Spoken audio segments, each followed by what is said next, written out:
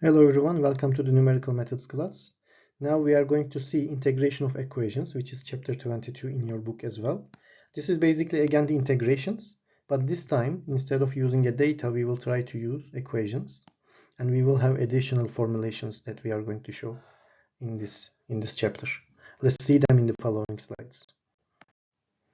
Integration can be achieved for two forms. We mentioned this already before in the previous chapters. A table of data can exist or a function can exist, and we can try to take the numerical integration of these. And for a tabulated data, we are limited by the number of given points. And if the function is available, the second option, you can generate as many values of fx as are required to attain acceptable accuracy.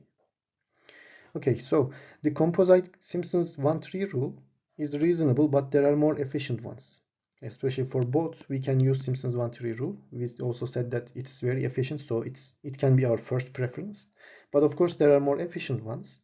And in this chapter, we will introduce three more techniques for cases when function is available. If we have the function, we can generate further data. And that's why we can use these following three by generating additional data. The first one is Richardson extrapolation. It actually combines two numerical integral estimates to obtain a third, more accurate one. Let's say you used one Simpson's rule and another Simpson's rule, and for both you can combine both to get a better solution. And the efficient computation algorithm that uses this Richardson extrapolation is called Romberg integration. The second one is the Gauss quadrature. It employs x values that are positioned between the integration limits in such a manner that a much more accurate integral estimate results. So Gauss quadrature basically uses some certain values for the function representation. So there are some predetermined terms, let's say, and with them you can generate new data. An adaptive quadrature applies composite Simpson 1-3 rule to subintervals of the integration range in a way that allows error estimates to be computed. We will see this as well, and let's start with Richardson extrapolation in the following slide. Before going to the three new methods, let's talk about the Newton-Cotes results for equations. When we have an equation, and actually for this one, in chapter 21, we solved and we used trapezoidal rule and Simpson's rule, for instance.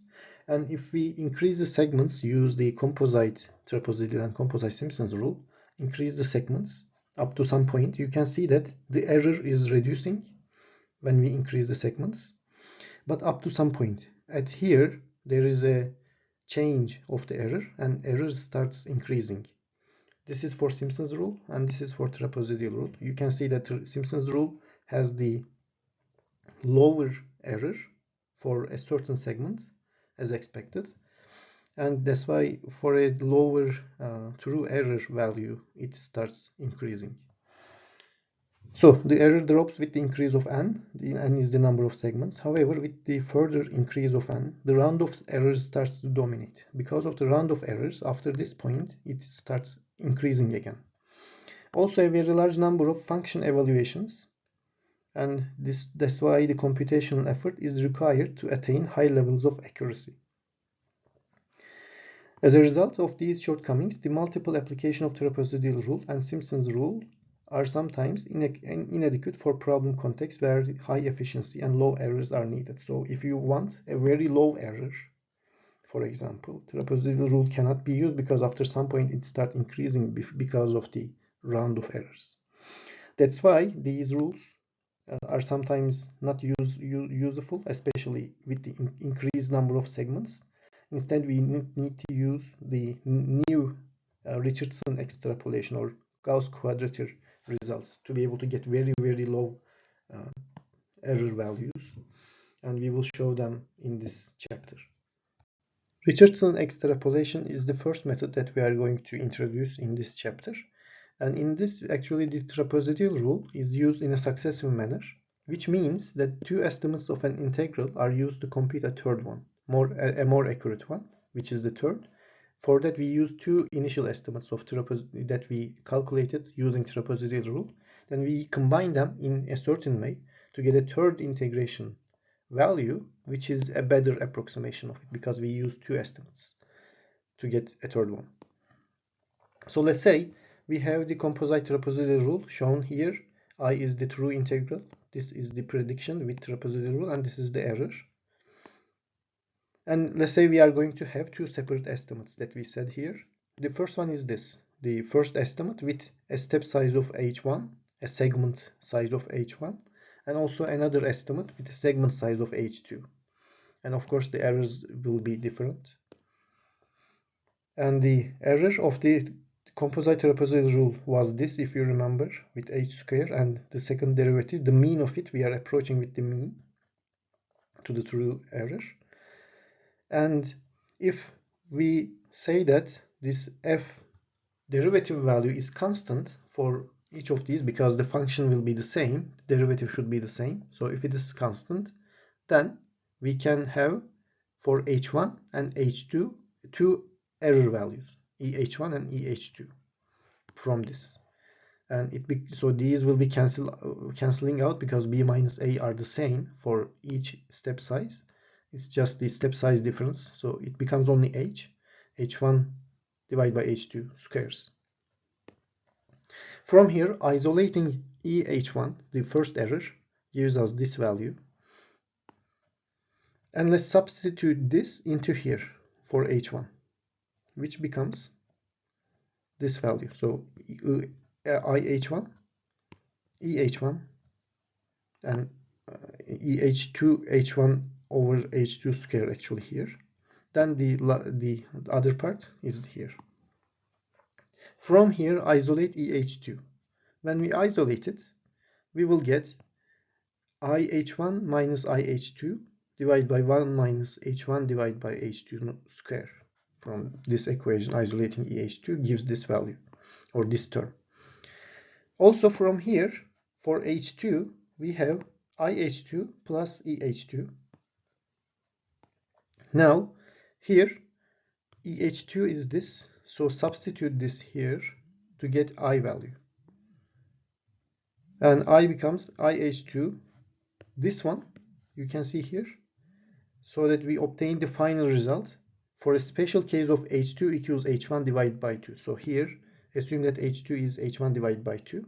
For this special case, this integration estimation reduces to this one, and you can see that we have two integration estimates, and we combine them in a certain way. The first one is 4 divided by 3 times this minus 1 divided by 3 times this, gives us a better estimate of the integration. And this is the final integration formulation for Richardson extrapolation for a special case of 2, h2 equals h1 divided by 2. So we will use this and this one to be able to solve by Richardson extrapolation. And the error of estimate is OH4 to the power 4. So actually we combine two trapezoidal rule, which are actually in the order of h2 for the error, but we now get an h4 error. So we are getting from the power of 2 to the power of 4, which is more accurate actually. Let's show the Richardson extrapolation in an application example. And this is the same example we solved in the previous chapter as well. With a fifth order function, we want to predict the integration of this between these, and the exact value is this. And let's use the Richardson extrapolation for that.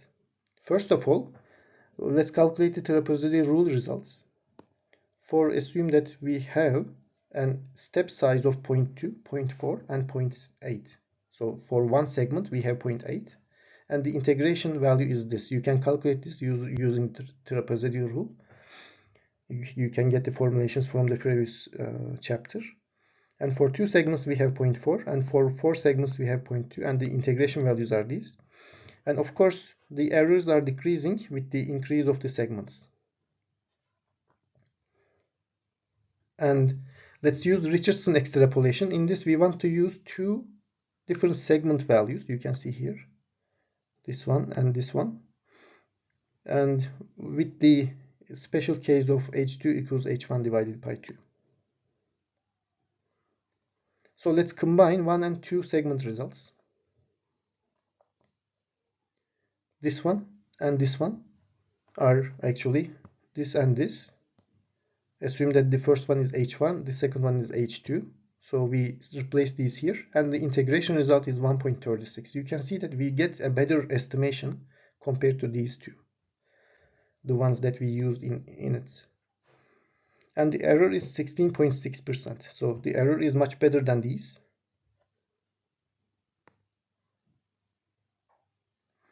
And if we combine 2 and 4 segment results, these two, and we are getting much better result. You can see 1.62, which is very close to the exact value, and the true error is much lower. You can see 1% only. It's much even lower than this 9.5, lower than the 2 and 4 segment errors. You can see that the Richardson extrapolation is using the same data, just combining them in a certain way and having a better result.